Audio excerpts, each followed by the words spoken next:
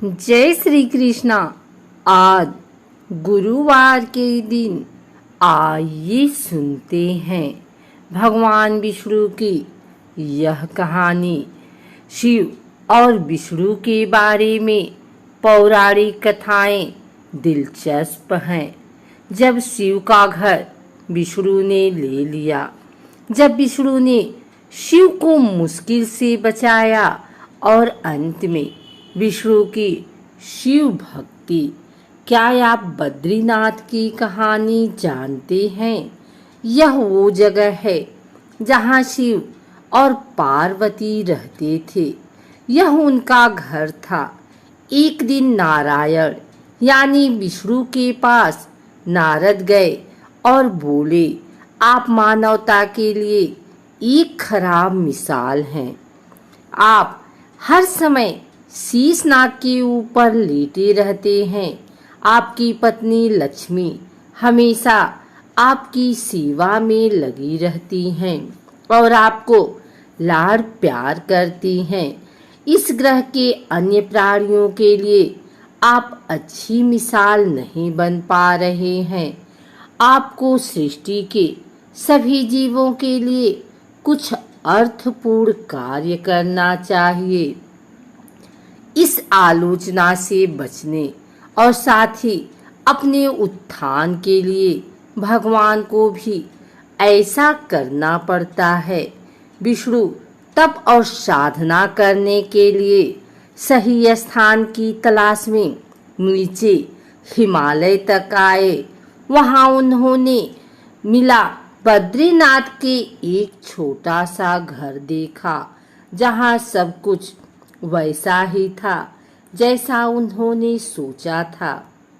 साधना के लिए सबसे आदर्श जगह लगी उन्हें यह।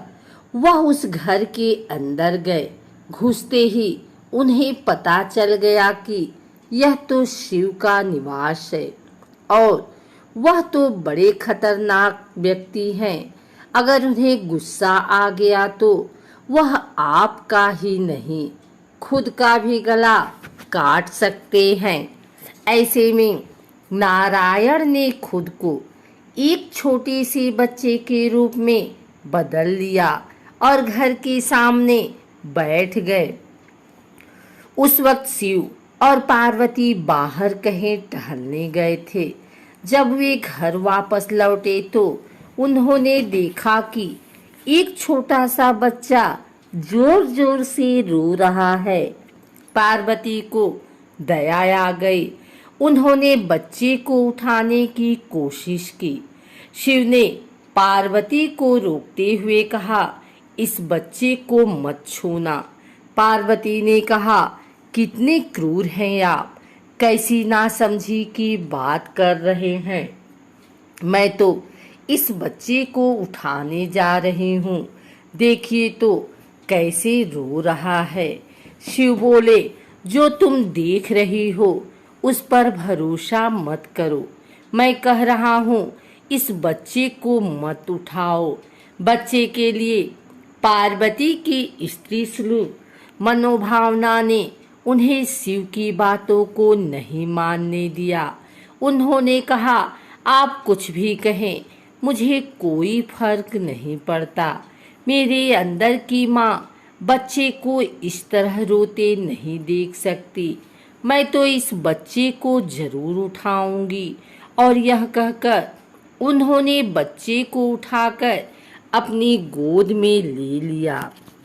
बच्चा पार्वती की गोद में आराम से था और शिव की तरफ बहुत ही खुश होकर देख रहा था। शिव इसका नतीजा जानते थे, लेकिन करें तो क्या करें।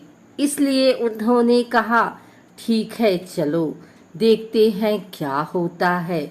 पार्वती ने बच्चे को खिला पिलाकर चुप किया और वहीं घर पर छोड़कर खुद शिव के साथ गर्म पानी से स्नान के लिए बाहर चली गई। वहां पर गर्म पानी के कुंड हैं। उसी कुंड पर स्नान के लिए शिव पार्वती चले गए। लौटकर आए तो देखा कि घर अंदर से बंद था। शिव तो जानते ही थे कि अब खेल शुरू हो गया है। पार्वती हैरान थी कि आखिर दरवाजा किसने बंद किया। शिव बोले, मैंने कहा था न, इस बच्चे को मत उठाना। तुम बच्चे को घर के अंदर ले आई और अब उसने अंदर से दरवाजा बंद कर लिया है। पार्वती ने कहा, अब हम क्या करें? शिव के पास दो विकल्प थे। एक, जो भी उनके सामने है उसे जलाकर भस्म कर दें, और दूसरा, वे वहां से चले जाएं और कोई दूसरा रास्ता ढूंढ लें। उन्होंने कहा, चलो कहीं और चलते हैं, क्योंकि यह तो तुम्हारा प्यारा बच्चा है, इसलिए मैं इसे छू भी नहीं सकता। मैं अब कुछ नहीं कर सकता।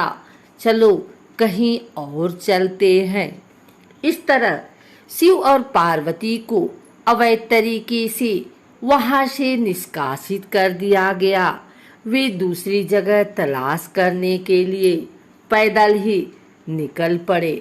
दरअसल बद्रीनाथ और केदारनाथ के बीच एक चोटी से दूसरी चोटी के बीच सिर्फ 10 किलोमीटर की दूरी है। आखिर में वह केदार में बस गए और इस तरह शिव ने अपना खुद का घर खो दिया। आप पूछ सकते हैं कि क्या वह इस बात को जानते थे?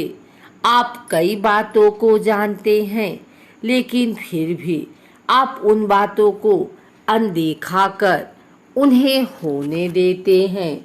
आइए सुनते हैं भगवान विष्णु की दूसरी कहानी।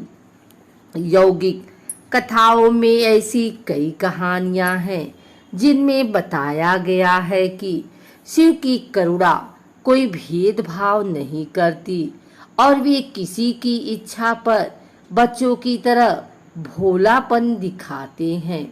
एक बार गजेंद्र नामक एक असुर था। गजेंद्र ने बहुत तप किया और शिवजी से यह वरदान पाया कि वह जब भी उन्हें पुकारेगा शिव को आना होगा। त्रिलोकों के सदा शरारती ऋषि नारद ने देखा कि गजेंद्र हर छोटी छोटी बात के लिए शिव को पुकार लेता था, तो उन्होंने गजेंद्र के साथ एक चाल चली। उन्होंने गजेंद्र से कहा, तुमको बार बार क्यों बुलाते हो? वह तुम्हारी हर पुकार पर आ जाते हैं। क्यों नहीं तुम उनसे कहते कि वह तुम्हारे अंदर आ जाएं और वहीं रहें, जिससे वह हमेशा तुम्हारे अंदर होंगे। गजेंद्र को यह बात अच्छी लगी और फिर उसने शिव की पूजा की। जब शिव उसके सामने प्रकट हुए तो वह बोला, आपको मेरे अंदर रहना होगा, आप कहीं मत जाइए। शिव अपने भोलेपन में एक लिंग के रूप में गजेंद्र में प्रवेश कर गए और वहां रहने लगे। फिर जैसे जैसे समय बीता, पूरा ब्रह्मांड शिव की कमी महसूस कर रहा था। कोई नहीं जानता था कि वह कहाँ है। सभी देवगण और शिव खोजने लगे। काफी खोजने के बाद जब कोई यह पता नहीं लगा पाया कि वह कहाँ है, तो वे हल ढूंढने के लिए विष्णु के पास गए। विष्णु ने स्थिति देखी और कहा, वह गजेंद्र के अंदर हैं। फिर देवों ने उनसे पूछा कि वे शिव को गजेंद्र के अंदर से कैसे निकाल सकते हैं, क्योंकि गजेंद्र शिव को अपने अंदर रखकर अमर हो गया था। हमेशा की तरह विष्णु सही चाल लेकर आए। देवगण शिव भक्तों का रूप धरकर गजेंद्र के राज्य में आए और बहुत भक्ति के साथ शिव का स्तुति गान करने लगे। शिव का महान भक्त होने के कारण गजेंद्र ने इन लोगों को अपने दरबार में आकर गाने और नाचने का न्योता दिया। शिव भक्तों के वेश में देवों का यह दल आया और बहुत भावनाओं के साथ, बहुत भक्ति पूर्वक वे शिव के लिए भक्ति गान गाने और नाचने लगे। शिव जो गजेंद्र के अंदर बैठे हुए थे, अब खुद को रोक नहीं सकते थे।